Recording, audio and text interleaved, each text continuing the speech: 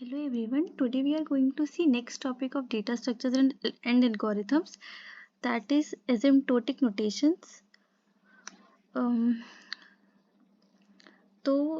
जैसे कि फर्स्ट, जब भी हम एल्गोरिथम लिखते हैं तो एक टर्म होती है एफिशिएंसी ऑफ एल्गोरिथम्स, जिसका मतलब है कि हम जो भी एल्गोरिथम लिखते हैं हम उसमें एनालाइज करते हैं कि वो कितने रिसोर्सेज यूज़ कर रहा है। एफिशिएंसी मतलब कि वो कितनी अच्छी एल्गोरिथम है, तो वो हम किस बेसिस पे डिसाइड करते हैं कि वो कितनी चीज़ें यूज़ कर रहा है, कितने रिसोर्सेज यूज़ कर रहा है। तो जो मेन मेजर है एफिशिएंसी के देखने के लिए वो कितनी अच्छी है, वो हम दो मेजर्स है हमारे पास, टाइम कॉम्प्लेक्सिटी और स्पेस कॉम्प्लेक्सिटी। ओके, तो अभी टाइम कॉम्प्लेक्सिटी और स्पेस कॉम्प्लेक्सिटी क्या है? तो टाइम कॉम्प्लेक्सिटी है कि जब भी हम एल्गोरिथम को एक रन करते हैं किसी इनपुट पे, तो वो उसे कंप्लीटली एग्जीक्यूट होने में कितना टाइम ले रही है, तो वो हमें बताती है टाइम कॉम्प्लेक्सिटी। सेकेंड आती है स्पेस कॉम्प्लेक्सिटी। तो जब भी हम एक एल्गोरिथम रन कर रहे हैं किसी इनपुट पे, तो वो कितनी स्पेस बीच में खुद बना रहा है, मतलब खुद एक एल्गोरिथम रिक्वेस्ट करती है स्पेस, तो वो कितनी एक्स्ट्रा स्पेस जो है वो रिक्वायर करती है, तो वो हम स्पेस कॉम्प्लेक्सिटी में नोट करते हैं। ओके, तो ये दो बेसिक टर्म्स हैं जिससे हम एल्गोरिथम की एफिशिएंसी बता रहे हैं। अब हम आते हैं कि ये तो हमने देखा कि एफिशिएंसी है, तो ये एसिम्प्टोटिक नोटेशंस क्या है? तो किसी एक ही प्रॉब्लम को सॉल्व करने की बहुत सारी एल्गोरिथम हो सकती है। जैसे कि सॉर्टिंग ही जब हमें करनी होती है तो उसके काफ़ी वेज होते हैं। बट अब हम ऐसा थोड़ी कि सारे वेज लगाएंगे, एक ही लगाएंगे।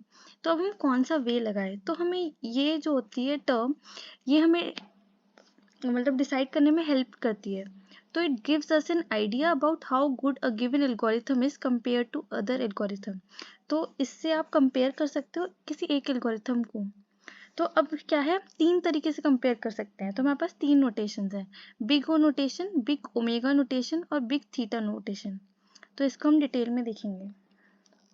फर्स्ट आती है बिग ओ नोटेशन। तो जैसे कि फर्स्ट पॉइंट है, describes an asymptotic upper bound. इसका मतलब है कि जब भी हम एल्गोरिथम को रन कर रहे हैं तो ये हमें वो टाइम देगा, मतलब कि उस टाइम से ज़्यादा कभी भी वो एल्गोरिथम टाइम नहीं लेगी। मतलब अपर बाउंड का मतलब है कि मैक्सिमम टाइम वो एल्गोरिथम जितना लेगी, कि आप कितना भी इनपुट डालो मैक्सिमम वो इतना टाइम ही लेगी। तो अब जैसे कि हम यहाँ देखते हैं कि अगर हमारी एल्गोरिथम ने एफ एन टाइम लिया, मतलब वो कितना भी टाइम हो सकता है, तो ओ जी एन यानी कि जी एन को हम अपर बाउंड तब कहेंगे जब हमारा जो जी एन होगा वो हमारे जो हमारा रनिंग टाइम होगा वो हमारे अपर बाउंड से कम होगा, है ना? तभी तो अपर बाउंड का मतलब यही हुआ कि मैक्सिमम टाइम। तो इतना हमारी टाइम लगा, बट ये इससे कम होना चाहिए हर केस में। अब इसलिए लिखा है for all n greater than n zero. और ये जो सी है और ये जो एन नॉट है ये कांस्टेंट होते हैं।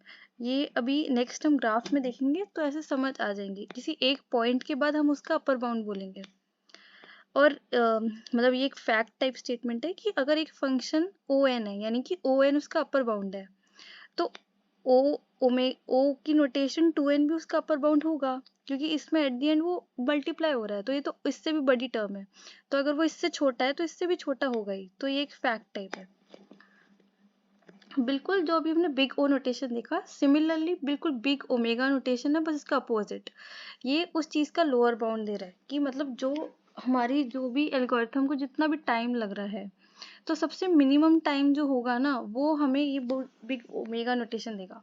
तो अगर हमारी एल्गोरिथम में एफ इन टाइम लग रहा है तो जी एन टाइम हमारा ओमेगा नोटेशन तब कहलाएगा जब ये टाइम हर केस में कम होगा या इक्वल टू होगा।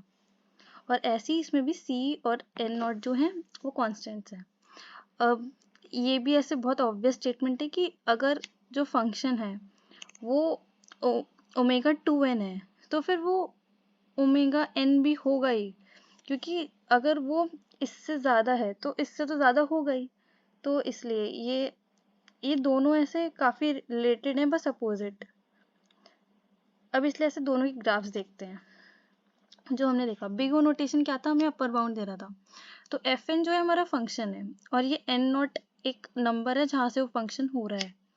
तो अब अपर बाउंड क्या होगा, जो हर केस में बड़ा होगा हमारे एफ एन से या इक्वल टू होगा। तो इधर हम देख रहे हैं कि जो हमारा जी एन है वो हमारा ओ नोटेशन कहलाएगा, क्योंकि ये हर केस में देखो एफ एन से ज़्यादा जा रहा है इस पॉइंट के बाद से, एन नॉट के बाद से। और ऐसी ओमेगा नोटेशन जो हमें लोअर बाउंड देगा। तो जैसे कि एन नॉट के बाद से हम देखेंगे जहाँ से ये फंक्शन हो रहा है, तो हमारा फंक्शन था एफ एन, और जो हमारा जी एन फंक्शन है वो इसके बाद से हर पॉइंट पे इससे कम है, तो फिर इसलिए ये हमारा लोअर बाउंड होगा। तो ये हमारा जी एन जो है वो ओमेगा नोटेशन डोनेट कर रहा है और यहाँ पे G N O notation donate कर रहा है। अब नेक्स्ट आता है थीटा नोटेशन, और ये सबसे वाइडली यूज्ड है। अब हमने ये देखा, हमने अपर बाउंड देखा, लोअर बाउंड भी देखा। अब हमें ऐसे है ना कि एफ एन में कितना टाइम लग रहा है, तो हम ये थीटा नोटेशन से निकालते हैं। यानी कि एफ एन हमारा मतलब वो हमारा जी एन तब थीटा नोटेशन कहलाएगा जब वो उसके लिए ऐसे अपर बाउंड भी हो, ऐसे लोअर बाउंड भी होगा, उसका ओ नोटेशन भी होगा और ओमेगा नोटेशन भी होगा, और उन दोनों के बीच में होगा। तो ये जैसे दोनों केस हमने देखे, अब इसमें क्या होगा कि हम कंबाइन करेंगे, तो दोनों को कंबाइन करके हमारे पास न्यू इक्वेशन आएगी, और इस बार हमारे पास दो कांस्टेंट है C1 और C2। तो इन दोनों की वैल्यू होगी, और इस पॉइंट पे हमारा ये जी एन फंक्शन है, ये हमारा थीटा नोटेशन होगा। मतलब इसका भी हम ग्राफ देखते हैं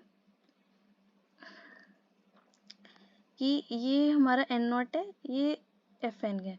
तो जब हमने एक कांस्टेंट लगाया तो इसने एज अ लोअर बाउंड काम करा, और जब हमने दूसरा वाला कांस्टेंट लगाया तो इसने अपर बाउंड की तरह काम करा।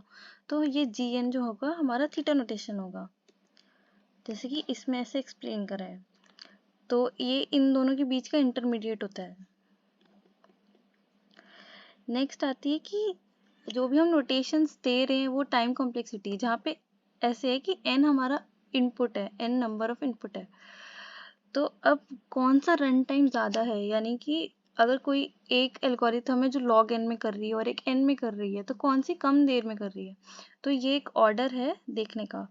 जो अगर कोई एल्गोरिथम वन टाइम में मतलब बिल्कुल कांस्टेंट टाइम में कर रही है तो वो सबसे बेस्ट है, मतलब उसने टाइम लिया ही नहीं।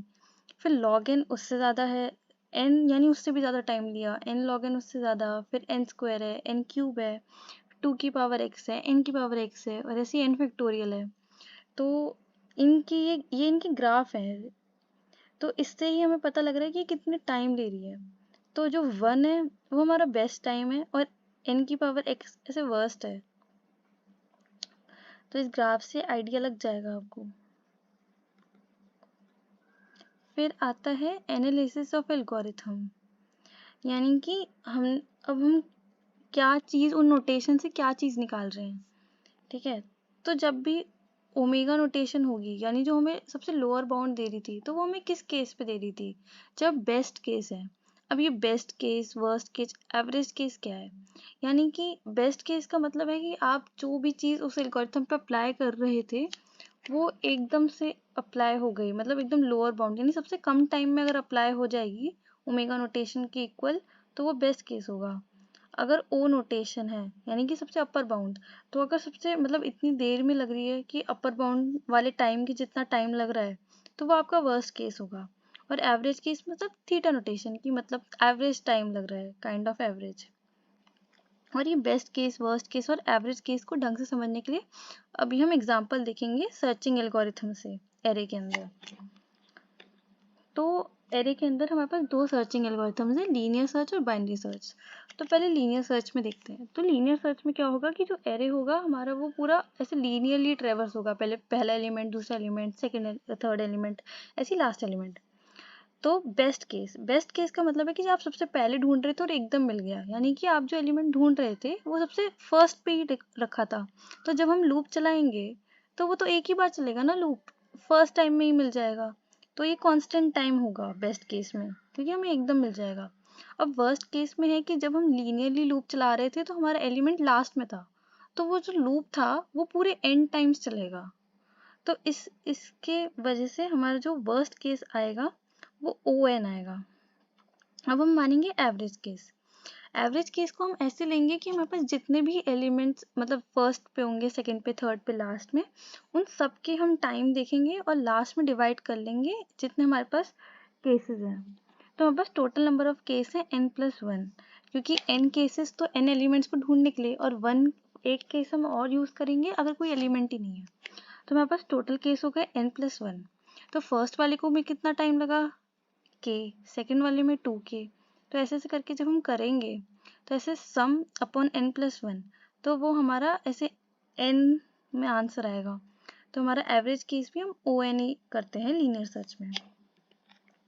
फिर आती है बाइनरी सर्च। तो बाइनरी सर्च में क्या एल्गोरिथम होती है कि जब भी हम सर्च करते हैं तो हम मिडल एलिमेंट में देखते हैं, फिर मिडल पहले एक तो वो सॉर्टेड होता है तो मिडल में चेक करते हैं, और फिर अगर वो मिडल के इक्वल नहीं होता तो या तो हम लेफ्ट साइड के पोर्शन में चेक करते हैं वही एल्गोरिथम, या राइट साइड में। तो अब बाइनरी सर्च में अब बेस्ट केस देखते हैं। अगर हम जो भी ढूंढ रहे थे एलिमेंट वो मिडल में ही प्रेजेंट हुआ और हमें फर्स्ट टाइम में ही मिल गया, तो हम बोलेंगे कि हमें कांस्टेंट टाइम में ही मिल गया वो, तो हमारा बेस्ट केस होगा O1 कांस्टेंट टाइम। अब वर्स्ट केस ऐसा है, इसमें जो वर्स्ट केस है ना वो लॉग एन आता है। मतलब कैसे कि अगर हमने मिडल में ढूंढा हमें नहीं मिला, बट अब हमें क्या है, अब हमें पूरे में नहीं चेक करना, या तो हमें लेफ्ट पोर्शन में चेक करना है, राइट पोर्शन में चेक करना है। तो ऑलरेडी हमारा जो एरे का साइज होगा वो कम हो जाएगा। फिर उसमें चेक करा, फिर हमें उसमें भी नहीं मिला, तो हमारा एट दी एंड जो एरे का साइज है वो बहुत डिवाइड होता रह रहा है। तो जैसे जैसे डिवाइड होगा तो वो क्या होगा, लॉग एन पे आ जाएगा अगर हमें वर्स्ट केस में मिला तो इसलिए हमारा ये लॉग एन आएगा। फिर ऐसी एवरेज केस, यानी कि पहले हम सारे केसेस का देखेंगे और फिर लास्ट में नंबर ऑफ केसेस करेंगे। तो नंबर ऑफ केसेस हमने देखे थे n+1 है, और जो सबका सबमिशन आएगा वो n स्टार लॉग एन आएगा। तो ये ऐसे इधर से अगर हम इसे कट ऐसे अप्रोक्सीमेटली कट जाएगा, और फिर ये जो ओवरऑल रहेगा ये लॉग एन रहेगा। तो हमारे पास हमने बाइनरी सर्च का भी देखा, लीनियर सर्च का भी देखा, तो हमने दो एल्गोरिथम देखी सिर्फ सर्च करने की। तो अब हमने ये चीज़ें पढ़ रही हैं नोटेशंस, तो हम बता सकते हैं ना कौन सी बेटर सर्च है, कौन सी हम लगाएंगे। जैसे कि दोनों का बेस्ट केस सेम है अप्रोक्सीमेटली, बट वर्स्ट केस और एवरेज केस देखें तो बाइनरी सर्च का एवरेज केस कम है। तो हम ये कह सकते हैं कि जो बाइनरी सर्च है वो लीनियर सर्च से बेटर है। तो इन नोटेशन से हमें पता लगा कि कौन सी एल्गोरिथम बेटर थी। तो यही है। तो that was all about asymptotic notations. So thank you.